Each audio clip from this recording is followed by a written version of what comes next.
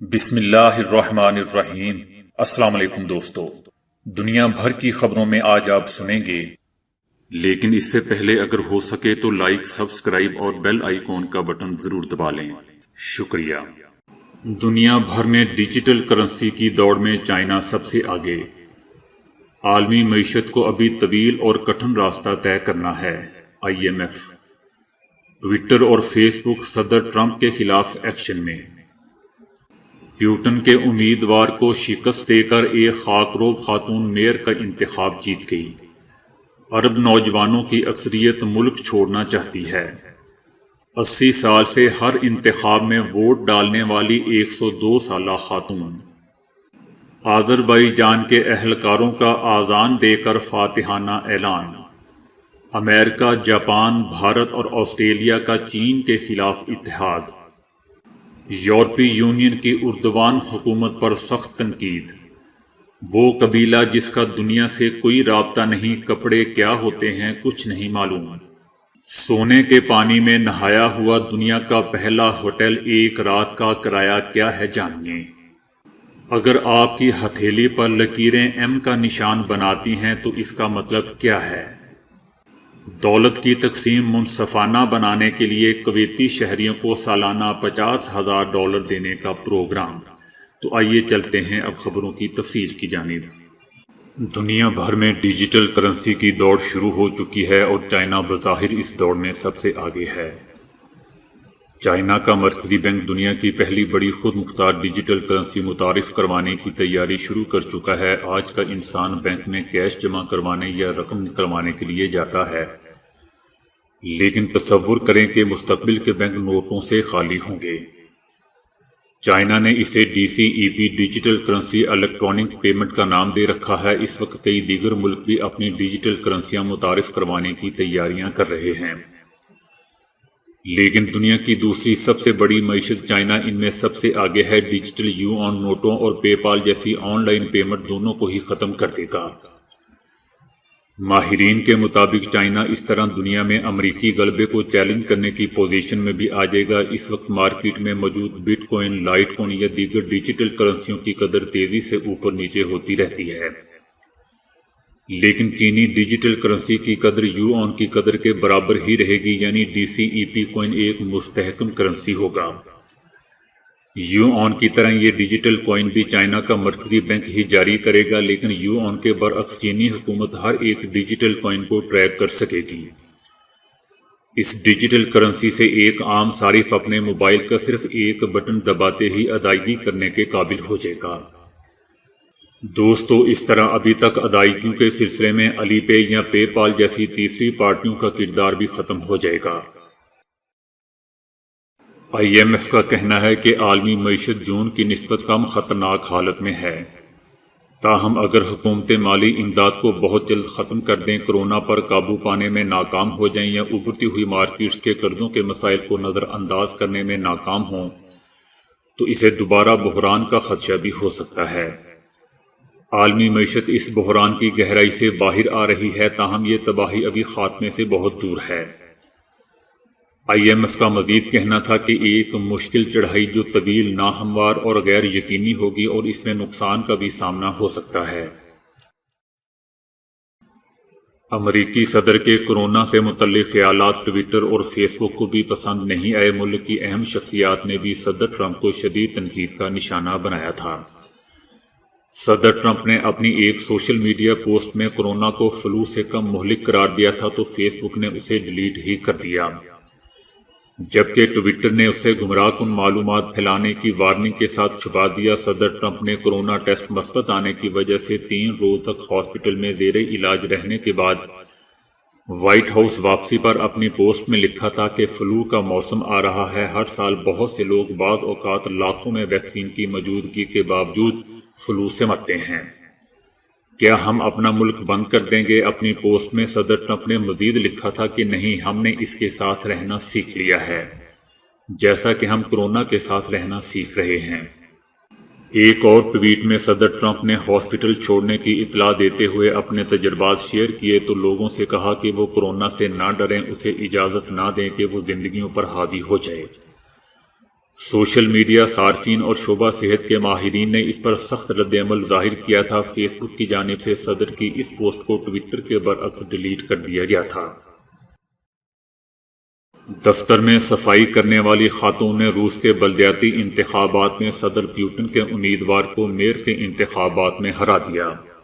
بلدیاتی انتخابات میں میئر کے الیکشن میں کامیاب ہونے والی خاتون مرینا ایک مقامی اتھارٹی کے دفتر میں صفائی کرتی تھی اور انہوں نے امیدواروں کی تعداد پوری کرنے کے لیے انتخابات میں حصہ لیا تھا، جس میں انہوں نے بھاری اکثریت سے کامیابی حاصل کی۔ ایک حالیہ سروے سے پتہ چلا ہے کہ 18 سے 24 سال کی عمروں کے ہر 10 میں سے 4 ارب نوجوان اپنا آبائی وطن چھوڑ کر دوسرے ملکوں میں آباد ہونے کے خواہش مند ہیں۔ 17 ارب ملکوں میں کرائے گئے اس سروے میں 4000 سے 6000 نوجوانوں کے انٹرویوز کیے گئے۔ اس سروے کا اہتمام دبئی کی کمیونیکیشنز ایجنسی نے کیا تھا، جس سے ظاہر ہوا کہ شمالی افریقہ کے عرب ملکوں کے 47% نوجوان ملک چھوڑنے میں دلچسپی رکھتے ہیں، جبکہ مشرقی بحر روم کے عرب خطے کے 63% نوجوان اپنے آبائی وطن کو خیر باد کہنا چاہتے ہیں۔ سروے میں شامل 42% عرب نوجوان کسی دوسرے ملک میں جانے پر غور کر رہے ہیں، جبکہ 15% وطن چھوڑنے کے لیے اپنی تمام توانائیاں بروئے کار لا رہے ہیں۔ سروے میں بتایا گیا ہے کہ اپنے ملک سے نقل مکانی کرنے کی سب سے شدید خواہش مشرقی بحر روم کے قریب واقع عرب ملکوں کے نوجوانوں میں پائی گئی۔ اس خطے میں مصر، شام، عراق، فلسطین، اردن اور لبنان وغیرہ شامل ہیں۔ یہ وہ علاقے ہیں جنہیں امن و امان، روزگار، تشدد اور عدم استحکام سمیت کئی طرح کے مسائل کا سامنا ہے۔ اس خطے کے 63% نوجوان ملک چھوڑنے کے خواہش مند ہیں، جبکہ ان میں سر فہرست ملک لبنان ہے، جہاں کے 77% نوجوان کسی اور ملک میں آباد ہونے کی خواہش رکھتے ہیں۔ عرب خطے میں سعودی عرب اور متحدہ عرب امارات 2 ایسے ممالک ہیں جہاں کے نوجوانوں کو کسی دوسرے ملک میں نقل مکانی کرنے میں کوئی دلچسپی نہیں ہے۔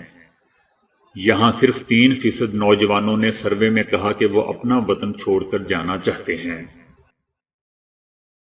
امریکی ریاست شکاگو کی رہائشی 102 سالہ خاتون پیٹرس نومبر کے صدارتی انتخابات کے لیے اپنا ووٹ بیلٹ ڈاک کے سپرد کر دیا۔ انہوں نے ووٹ کورونا سے بچاؤ کی تدابیر اختیار کرتے ہوئے پوسٹ کیا۔ پیٹرس نے امریکی انتخابات میں ووٹ ڈالنا آج سے 80 سال قبل شروع کیا تھا، جب انہوں نے 1940 میں پہلی بار ووٹ کا حق استعمال کیا، اور تب سے وہ ہمیشہ ووٹ ڈالتی آ رہی ہیں۔ انہوں نے کہا کہ 2020 کا انتخاب امریکہ کی جمہوریت کے لیے بہت اہم ہے۔ ان کا کہنا تھا کہ ڈاک کے ذریعے ووٹ ڈالنے کا عمل درست دکھائی دیتا ہے، کیونکہ انہیں ان کے ووٹ ہونے کی تصدیق ایک ای میل پیغام کے ذریعے کی جائے گی۔ آرمینیا کے زیر قبضہ ایریا کو چھڑانے کے بعد آذربائیجان کے اہلکاروں نے آذان دے کر فتح کا اعلان کیا۔ آذربائیجان کا کاراباخ کے علاقے کی جانب پیش قدمی جاری ہے، جبکہ آرمینیا کے اہلکار کئی محاذوں کو چھوڑ کر بھاگ چکے ہیں۔ آذربائیجان نے مزید 3 دہائیوں سے قبضہ چھڑا کر اپنی پوزیشن مستحکم کر لی ہے۔ ان فتوحات کا اعلان آذربائیجان کے صدر الہام نے کیا ہے۔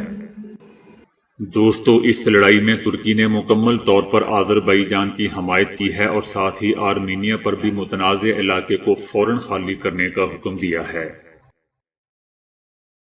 امریکی وزیر خارجہ مائک پومپیو جاپان میں منعقدہ ایشیائی ممالک کے رہنماؤں کے ایک اعلیٰ سطحی اجلاس میں شریک تھے۔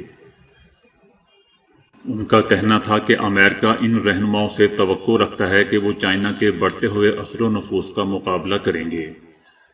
امریکہ، جاپان، بھارت اور آسٹریلیا کے وزرائے خارجہ اس اجلاس میں شرکت کر رہے ہیں۔ سفارتی حلقوں میں 4 ملکوں کے اس اشتراک کو 4 فریقی اتحاد کہا جاتا ہے۔ اس اجلاس کے آغاز پر مائک پومپیو کا کہنا تھا کہ شراکت دار ہونے کی حیثیت میں ہمیں اپنے لوگوں اور شراکت داروں کو چائنا کی کمیونسٹ پارٹی کے استحصال، کرپشن اور جبر سے بچانا ہوگا۔ صدر ٹرمپ کے کورونا کی لپیٹ میں آنے کے بعد مائک پومپیو کو اپنا دورہ مختصر کرنا پڑا۔ ان کا کہنا تھا کہ ایک دفعہ جب یہ گروپ ایک تنظیم کی شکل اختیار کر جائے گا تو چاروں ملک مل کر سیکیورٹی سے متعلق ایک درست بنیادی ڈھانچہ تشکیل دینے کی جانب بڑھیں گے۔ ان کا کہنا تھا کہ دیگر ممالک بھی درست وقت پر اس اتحاد میں شامل ہو سکتے ہیں۔ امریکہ برسوں سے اپنے ایشیائی اتحادیوں اور شراکت داروں کو چائنا کے خلاف ایک ٹھوس اشتراک تشکیل دینے پر قائل کرنے کی کوشش کرتا رہا ہے، تاہم یہ کاوشیں چائنا کی معاشی قوت کی وجہ سے درست سمت اختیار نہیں کر سکی تھیں۔ امریکہ چائنا کو خطے میں استحکام کے خلاف ایک بڑھتا ہوا خطرہ گردانتا ہے۔ دوستو، جاپان، آسٹریلیا اور بھارت کے چائنا کے ساتھ اہم معاشی تعلقات ہیں۔ تینوں ملک اس تاثر کو زائل کرنے کی کوشش کرتے رہے ہیں کہ یہ چار کا گروپ چائنا کی ترقی کی راہ میں کوئی رکاوٹ ڈالنے کا منصوبہ رکھتا ہے۔ یورپی کمیشن نے کہا ہے کہ اردوان حکومت ترکی کی قومی معیشت کو نقصان پہنچا رہی ہے، جمہوریت کا بوریا بستر گول کر رہی ہے اور آزاد عدلیہ کو تباہ کر رہی ہے۔ یورپی کمیشن کا کہنا تھا کہ اس طرح کے اقدامات سے ترکی کی یورپی یونین میں شمولیت کے امکانات محدود ہوتے جا رہے ہیں۔ یورپی یونین کے انتظامی ادارے یورپی کمیشن نے کہا ہے کہ اختیارات کو صدارتی منصب میں مرتکز کیا جا رہا ہے، تقریر کی آزادی پر قدغنیں لگائی جا رہی ہیں، جیلوں اور مرکزی بینک کی صورتحال ابتر ہو رہی ہے۔ یورپی کمیشن کا کہنا تھا کہ اس کے باوجود ترک حکومت تیزی سے اس طرح کی تبدیلیوں کو عملی جامہ پہنا رہی ہے۔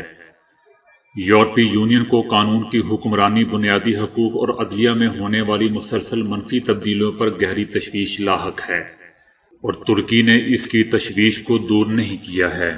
ترکی کی یورپی یونین میں شمولیت کے لیے بھی مذاکرات مسلسل تعطل کا شکار ہیں۔ دوستو، کمیشن ماضی میں بھی ترکی کو اپنی سالانہ رپورٹوں میں تنقید کا نشانہ بناتا رہا ہے۔ یورپی یونین ترکی میں سب سے زیادہ سرمایہ لگانے والی تنظیم ہے۔ وہ ترکی میں تقریباً 40 لاکھ شامی مہاجرین کی میزبانی کو بھی سراہتی ہے، کیونکہ وہ جانتی ہے کہ دوسری صورت میں یہ شامی مہاجرین ترکی سے یورپی ممالک کا رخ کر سکتے ہیں۔ یورپی یونین کے لیڈروں نے گزشتہ ہفتے اس بات سے اتفاق کیا تھا کہ اگر ترکی یونان اور قبرص کے دعویٰ کیے گئے پانیوں میں تیل اور گیس کی دریافت کا کام جاری رکھتا ہے تو اس کے خلاف پابندیوں کے نفاذ پر غور کیا جا سکتا ہے۔ دنیا کے جنگلوں میں رہنے والے اب ایسے کم ہی قبیلے ہیں جن کا باقی دنیا سے کوئی رابطہ نہیں ہے۔ 76 سالہ امریکی مہم جو اور فوٹوگرافر ڈاکٹر جیک اس قبیلے سے ملے ہیں اور ان کی کچھ تصاویر بنائی ہیں جو اب انہوں نے دنیا کے سامنے پیش کر دی ہیں، جنہیں دیکھنے والا ہر شخص دنگ رہ گیا ہے کہ کس طرح آج کے جدید دور میں بھی اس قبیلے کے لوگ ہمارے ہزاروں سال قدیم آباؤ کی سی زندگی گزار رہے ہیں۔ ڈاکٹر جیک کے مطابق یہ قبیلہ ایکواڈور کے برساتی جنگلوں میں رہائش پذیر ہے۔ ڈاکٹر جیک کے وہاں پہنچنے سے پہلے اس قبیلے کے لوگوں نے کوئی دھات، کاغذ اور کپڑا کبھی نہیں دیکھا تھا۔ ڈاکٹر جیک نے انہیں ماچس کی ڈبیا دکھائی جس پر وہ اچھل پڑے جیسے کوئی انتہائی انوکھی چیز ان کے سامنے آ گئی ہو۔ ڈاکٹر جیک کا کہنا تھا کہ یہ لوگ درختوں سے حاصل کردہ فائبر سے ایک خاص قسم کا کپڑا خود بناتے تھے۔ یہ کپڑا خواتین محض اپنے بچے کو اپنے جسم کے ساتھ باندھنے کے لیے استعمال کرتی تھیں۔ اس کے علاوہ اس قبیلے میں کپڑے پہننے کا کوئی رواج نہیں تھا۔ قبیلے کی خواتین میں لکڑیوں کے گول ٹکڑے اپنے کانوں کے چھید میں ڈال کر چھید کو بڑا کرنے کی روایت پائی جاتی ہے۔ ان کے کانوں کے چھید کئی انچ چوڑے ہوتے ہیں اور یہ قبیلے کے لوگوں میں خوبصورتی کی علامت سمجھی جاتی ہے۔ ڈاکٹر جیک اس وقت ایک چھوٹے سے ہیلی کاپٹر کے ذریعے اس جگہ سے گزر رہے تھے کہ انہوں نے نیچے ان لوگوں کو دیکھا اور ہیلی کاپٹر وہیں اتروا دیا۔ ڈاکٹر جیک کا کہنا تھا کہ جب ہیلی کاپٹر اترا تو یہ لوگ ڈر کر بھاگ گئے اور چھپ کے ہم ان کے لیے ایسے تھے جیسے کوئی خلائی مخلوق ہو۔ ڈاکٹر جیک کا مزید کہنا تھا کہ اس کے بعد ان سالوں میں کئی بار اس قبیلے کے پاس جا چکا ہوں۔ میرے وہاں جانے سے پہلے اس قبیلے کے متعلق مشہور تھا کہ اس کے لوگ بیرونی لوگوں کو قریب نہیں آنے دیتے اور انہیں مار دیتے ہیں۔ دنیا بھر میں ہوٹلنگ کا کاروبار کورونا کی وجہ سے تباہی کے دہانے پر پہنچ چکا ہے، مگر آپ کو یہ سن کر حیرت ہوگی کہ ویتنام کے ایک ارب پتی نے سونے کے پانی میں نہایا ہوا ایک ایسا ہوٹل بنوایا ہے جسے دیکھ کر آنکھیں حیران رہ جائیں۔ اس ہوٹل کی تعمیر پر $20 کروڑ لاگت آئی ہے اور اس کی لابیز، پولز، کمرے، برتن، شاور اور حتیٰ کہ ٹوائلٹ کی سیٹوں پر بھی 24 کیرات سونے کا پانی چڑھایا گیا ہے۔ اگرچہ یہ ہوٹل انتہائی لگژری ہے مگر یہ امیروں کے لیے مخصوص نہیں ہے۔ ہوٹل میں کوئی بھی چیک ان کر سکتا ہے۔ اس ہوٹل کا فی رات کا کرایہ $250 تقریباً 41,800 روپے رکھا گیا ہے۔ دوستو اس لگژری ہوٹل کی عمارت 25 منزلہ ہے۔ لوگ اکثر کہتے ہیں کہ ہمارے ہاتھوں کی لکیریں ہماری شخصی خصوصیات اور قسمت کی غماز ہوتی ہیں۔